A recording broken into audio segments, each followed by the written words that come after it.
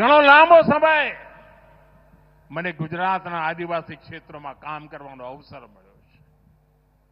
લગભગ 7 દાયકા પહેલાથી ગુજરાતના આખા આદિવાસી પટ્ટામાં રહ્યો છું, કામ કરતો રહ્યો છું. મારા આદિવાસી ભાઈ બહેનોથી અનેક બાબતો શીખ્યો છું. એક એવો સમય હતો કે ગુજરાતના આદિવાસી વિસ્તારમાં ઉમરગામથી અંબાજી 12મા ધોરણની વિજ્ઞાનની શાળા નહોતી ભાઈઓ, એવા દિવસમાં જોયા છે. અને આજે જુઓ, આજે ઉમરગામથી અંબાજી આખા આપણા આદિવાસી પટ્ટામાં અનેક કોલેજ, આઈટીઆઈ, મેડિકલ કોલેજ, બે તો ટ્રાયબલ યુનિવર્સિટીઓ આજે આદિવાસી ક્ષેત્રમાં કાર્યરત છે. ગયા 11 વર્ષમાં એકલવ્ય મોડલ સ્કૂલોનું નેટવર્ક ખૂબ મજબૂત કરવામાં આવ્યું છે. અહીંયા દાહોદમાં પણ અનેક એકલવ્ય મોડેલ સ્કૂલ બની છે. સાથીઓ, આજે દેશભરમાં આદિવાસી સમાજ માટે વ્યાપક કામ થઈ રહ્યું છે. આઝાદ ભારતના ઇતિહાસમાં પહેલીવાર આદિવાસી ગામ વિકાસની બાબતમાં અનેક નવી સ્કીમો બનાવીને એના વિકાસને બળ આપવામાં આવી રહ્યું છે. તમે બજેટમાં જોયું હશે, અમે આદિવાસી વિસ્તારોના ગામોના ઉદય માટે ધરતી આબા, બિરસા મુંડાને ધરતી આબા પણ કહે છે, ધરતી આબા જનજાતીય ગ્રામ ઉત્કર્ષ અભિયાન આ અમે શરૂ કર્યું છે. અને એના પર કેન્દ્ર સરકાર લગભગ 80,000 કરોડ રૂપિયા ખર્ચ કરી રહ્યું છે. અને એના અંતર્ગત ગુજરાત સહિત પૂરા દેશમાં 60,000થી વધારે ગામોમાં વિકાસના કામો થઈ રહ્યા છે. વીજળી હોય, પાણી હોય, સડક હોય, શાળા હોય, અસ્પતાલ હોય, જેમ મહત્વની સુવિધાઓ જોઈએ એ આધુનિકમાં આધુનિક હોય એના માટે કામ ચાલી રહ્યું છે. મારા આદિવાસી ભાઈ બહેનો, એમના માટે પાકા ઘર આજે આખા દેશમાં બની રહ્યા છે. સાથીઓ, જેને કોઈ ન પૂછે ને એને મોદી પૂજે છે. આદિવાસીઓમાં પણ અનેક સમાજ એમાં પણ પાછળ રહી ગયા છે. આદિવાસી સમાજ પર પણ છેવાડે રહેલા મેં એમની પણ ચિંતા માથે લીધી છે. અને એમના માટે સરકારે પીએમ જનમન યોજના બનાવી છે. અને આ યોજના અંતર્ગત આદિવાસીઓમાં પણ છેક છેવાડે જે રહી ગયેલા પરિવારો છે એમના માટે ગામડામાં સુવિધાઓ, એમના માટે ઘર, એમના માટે શિક્ષણ, એમના માટે રોજગારના અવસર, એના ઉપર આપણે કામ કરી રહ્યા છીએ. ભાઈઓ બહેનો, આપણે તો ગુજરાતમાં જાણીએ છીએ સિકલ સેલ. હું ગુજરાતમાં તો ત્યારથી સિકલ સેલની વાંહે પડ્યો છું. આજે દેશવ્યાપી કામ કરી રહ્યા છીએ. સિકલ સેલમાંથી મારી આદિવાસી પ્રજા મુક્ત થાય એના માટે મિશન મોડમાં આપણે કામ કરી રહ્યા છીએ. એના અંતર્ગત લાખો આદિવાસી ભાઈ બહેનોના સ્ક્રીનિંગનું કામ આજે ચાલી રહ્યું છે. અમારી સરકારની કોશિશ છે કે જે ક્ષેત્ર વિકાસમાં પાછળ રહી ગયું હોય એના ક્ષેત્રનો તેજ ગતિથી વિકાસ થાય. દુર્ભાગ્યથી દેશમાં 100 જેટલા જિલ્લા એને પહેલા 50 જિલ્લા કહીને છોડી મૂક્યા હતા. એમને એમના નસીબ પર છોડી દીધા હતા. કોઈ સારો ઓફિસર ત્યાં નોકરી માટે ન જાય એવી દશા. શિક્ષકો ન મળે શાળામાં, મકાનોના ઠેકાણા ના હોય, રોડનું તો નામ નહીં. અમે એ પરિસ્થિતિ બદલી અને એમાંય ઘણા તો બધા આદિવાસી જિલ્લા હતા. એક જમાનો તો અમારો આ દાહોદ જિલ્લો પણ એમાં નામ હતું. અને હવે તો અમારો દાહોદ જિલ્લો, દાહોદ નગર સ્માર્ટ સિટી માટેના સપના જોઈને આગળ વધી રહ્યો છે. એસ્પિરેશનલ ડિસ્ટ્રિક્ટની દુનિયામાં પણ દાહોદ એનો ઝંડો ફરકાવી રહ્યું છે. દાહોદ શહેરનો કાયાકલ્પ થઈ રહ્યો છે. અહીંયા સ્માર્ટ સુવિધાઓ બની રહી છે. સાથીઓ, આપણું સાઉથ દાહોદ, એના કેટલાય વિસ્તારોમાં પાણીની સમસ્યા, જૂની સમસ્યા. આજે સેંકડો કિલોમીટર લાંબી પાઇપની લાઈનો લગાવીને પાણી પહોંચાડવાનું કામ ચાલે છે. નર્મદાજીનું પાણી ઘેર ઘેર પહોંચાડવા માટેની મથામણો ચાલે છે. ગયા વર્ષોમાં ઉમરગામથી લઈને અંબાજી સુધી 11 લાખ એકર જમીનને સિંચાઈથી આપણે આવરી લીધી છે અને એનાથી અમારા આદિવાસી ભાઈ બહેનોને ખેતીની અંદર ખૂબ મોટી મદદ મળી છે. 3 પાક લેતા था છે.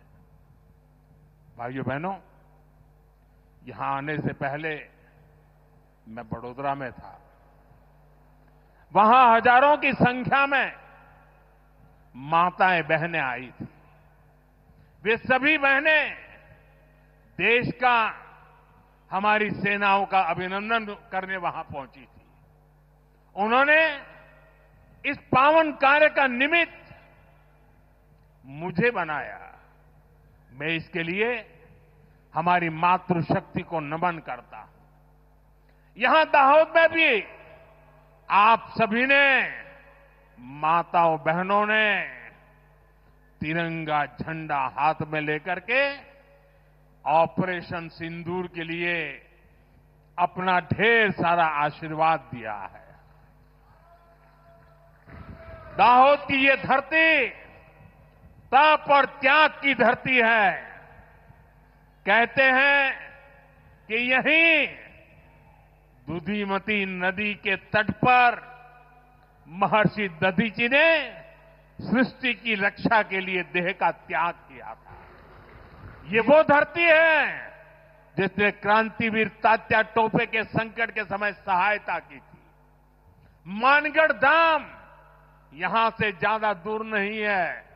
मानगढ़ धाम गोविंद गुरु की सैकड़ों आदिवासी सेनानियों के बलिदान का प्रतीक है.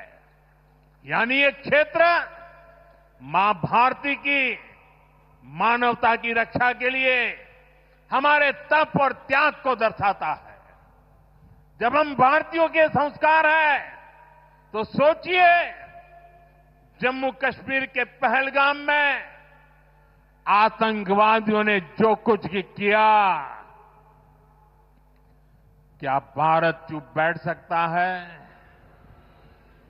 क्या मोदी चुप बैठ सकता है?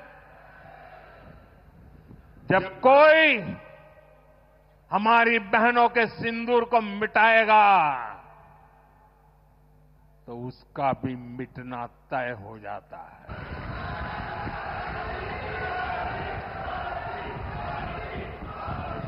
और इसलिए ऑपरेशन सिंदूर सिर्फ एक सैन्य कार्रवाई नहीं है. ये हम भारतीयों के संस्कारों, हमारी भावनाओं की अभिव्यक्ति है. आतंक फैलाने वालों को सपने में भी सोचा नहीं होगा मोदी से मुकाबला करना कितना मुश्किल होता है.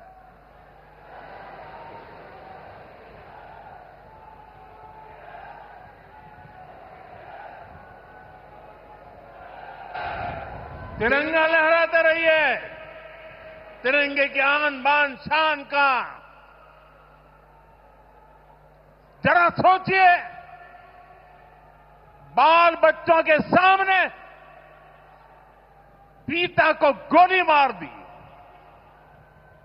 आज भी वो तस्वीरें देखते हैं तो खून खौल जाता है. आतंकवादियों ने 140 करोड़ भारतीयों को चुनौती दी थी. इसलिए मोदी ने वही किया जिसके लिए देशवासियों ने, आपने मुझे प्रधान सेवक की जिम्मेदारी दी. मोदी ने अपनी तीनों सेनाओं को खुली छूट दी और हमारे सूरवीर ने वो कर दिखाया जो दुनिया ने पिछले कई दशकों से नहीं देखा था. हमने सीमा पार चल रहे आतंक के 9 सबसे बड़े आतंकी ठिकाने, उनको ढूंढ निकाला, अता पता पक्का कर लिया और 22 तारीख को उन उन्होंने जो खेल खेला था, 6 तारीख रात को 22 मिनट में हमने उनको मिट्टी में मिला दिया। भारत की इस कार्रवाई से बौखलाकर जब पाकिस्तानी सेना ने दुस्साहस दिखाया तो हमारी सेनाओं ने पाकिस्तानी फौज को भी धूल चटा दी।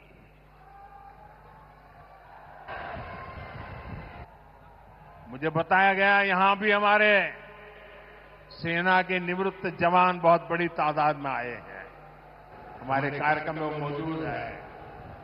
मैं उनका भी सलाम करता हूं। मैं दाहोद की इस तपोभूमि से एक बार फिर देश की सेना के शौर्य को नमन करता हूं। साथियों, बंटवारे के बाद जिस देश का जन्म हुआ उसका एकमात्र लक्ष्य भारत से दुश्मनी है, भारत से नफरत है, भारत का नुकसान करना है। लेकिन भारत का लक्ष्य अपने यहां गरीबी को दूर करना है, अपनी अर्थव्यवस्था को मजबूत करना है, खुद को विकसित बनाना है। विकसित भारत का निर्माण तभी होगा जब भारत की सेनाएं भी मजबूत होगी और हमारी अर्थव्यवस्था भी दमदार होगी। हम इसी दिशा में लगातार काम कर रहे हैं। साथियों, दाहोद में बहुत सामर्थ्य है। आज का कार्यक्रम तो इसकी एक झलक भर है। मुझे आप सभी परिश्रमी साथियों पर पूरा भरोसा है, देशवासियों पर पूरा भरोसा है। आप इन नई सुविधाओं का भरपूर सदुपयोग करें और दाहोद को देश के सबसे विकसित जिलों में से एक बनाएं। इसी विश्वास के साथ एक बार फिर आप सभी को बहुत बहुत मैं बधाई देता हूं। ऑपरेशन सिंदूर के सम्मान में खड़े होकर के तिरंगा फहराइए, सब के सब खड़े होकर के तिरंगा फहराइए और मेरे साथ बोलिए, भारत माता की, भारत माता की, भारत माता की जय का नारा बंद नहीं होना चाहिए।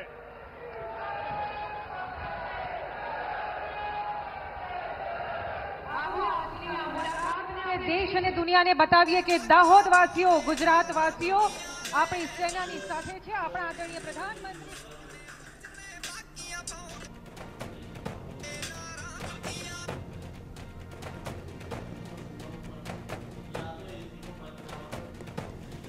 प्रधानमंत्री नरेंद्र मोदी लाइव आप सुन रहे थे वडोदरा में रोड शो और ऑपरेशन सिंदूर के बारे में जिक्र करते हुए उन्होंने कहा कि खून खौल उठता है आज भी वो तस्वीरें देखकर।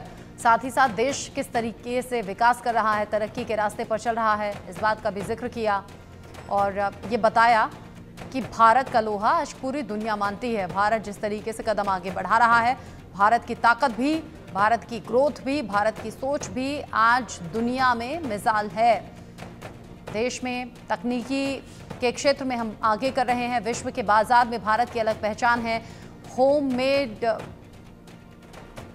जो चीज़ें हैं उनकी डिमांड बहुत ज़्यादा है। कुछ लोगों को आदत हो गई है गाली देने की, यानी कि विपक्षियों पर भी निशाना उन्होंने साधा और कहा कि हमारे देश के लिए कई बड़े फैसले हमने लिए हैं। दिन रात देश की सेवा में लगा रहता हूं। ऑपरेशन सिंदूर हमारी माताओं बहनों का विश्वास है, जिसके बाद हमने आतंकियों का सर्वनाश किया। साथ ही ये बताया कि भारत रेल मेट्रो खुद बना रहे हैं हम। कुछ लोगों को लेकिन फिर भी कमियां निकालने की आदत है। हम जिस तरीके से ग्रो कर रहे हैं ऐसे भी आगे करेंगे, क्योंकि चौथे नंबर की अर्थव्यवस्था भारत आज है और बहुत जल्द इसे तीसरे पड़ाव पर पहुंचना है, यानी कि टॉप 3 में पहुंचना है। इस लक्ष्य के साथ में आगे बढ़ रहे हैं। देश निराशा के अंधकार से बाहर आया है। लगातार विकास के रास्ते पर भारत चल रहा है, भारत के लोग चल रहे हैं। देश ने पुरानी बेड़ियों को तोड़ा है। हमने देश के लिए कई बड़े फैसले लिए हैं। दिन रात देश की सेवा में मैं लगा हुआ हूं।